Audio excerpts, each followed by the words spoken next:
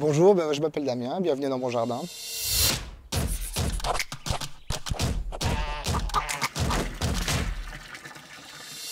Alors on a acheté la maison il y a environ 5 ans.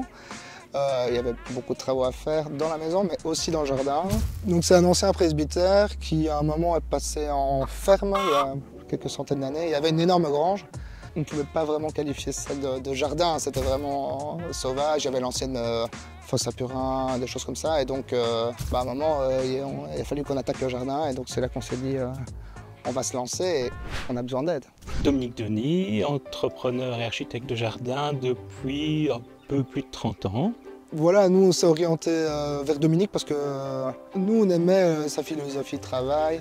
Quand j'ai vu les lieux pour la première fois, je me suis dit qu'il y avait des choses à faire, qu'il y avait vraiment un chouette potentiel.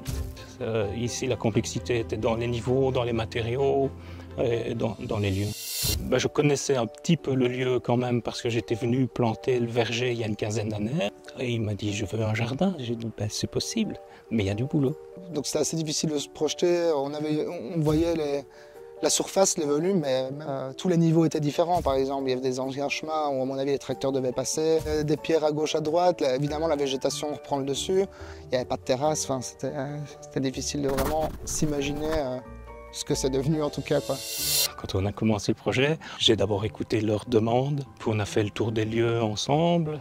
Enfin, moi, j'aime bien voir la maison aussi pour savoir comment les gens vivent. Je trouve que ce qui est à l'intérieur doit se refléter à l'extérieur aussi. Dans un premier temps, moi, j'écoute, je ne dis pas grand-chose. Donc nous, ce qu'on voulait, c'était respecter le lieu parce qu'il y a un certain cadre, la maison a un certain style. On voulait respecter donc architecture, paysager, les matériaux. La première chose qu'on a faite ici, c'était vraiment faire l'inventaire des pierres qu'il y avait sur place et comment on allait pouvoir le réutiliser.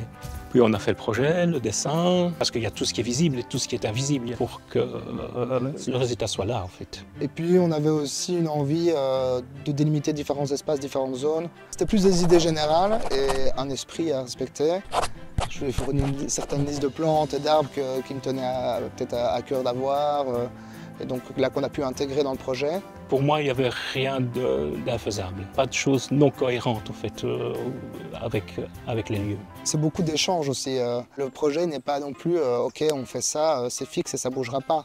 Ça évolue au fur et à mesure aussi. Techniquement parlant, c'est quand même faire beaucoup de choses, mais il faut que le projet soit cohérent avec l'environnement en fait. La plus-value, c'est qu'il y a l'expérience, les connaissances, il sait ce qui est possible, des choses que par exemple nous n'imagine pas possibles.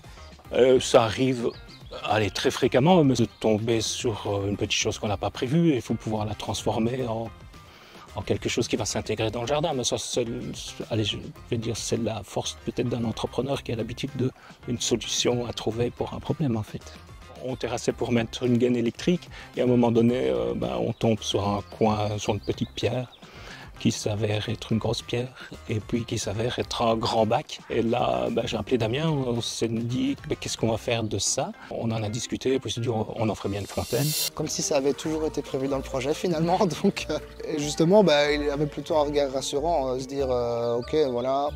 Étape par étape, voilà comment on va procéder. Donc au début, c'est très minéral. C'est quand les plantes arrivent que la magie se crée un petit peu en fait. Je crois que Dominique m'a dit qu'il fallait 5 ans pour qu'un jardin vraiment pleinement puisse s'exprimer, quoi. On peut faire des choses soi-même, je pense, surtout si on a un peu la main verte, etc. Mais bonne chance.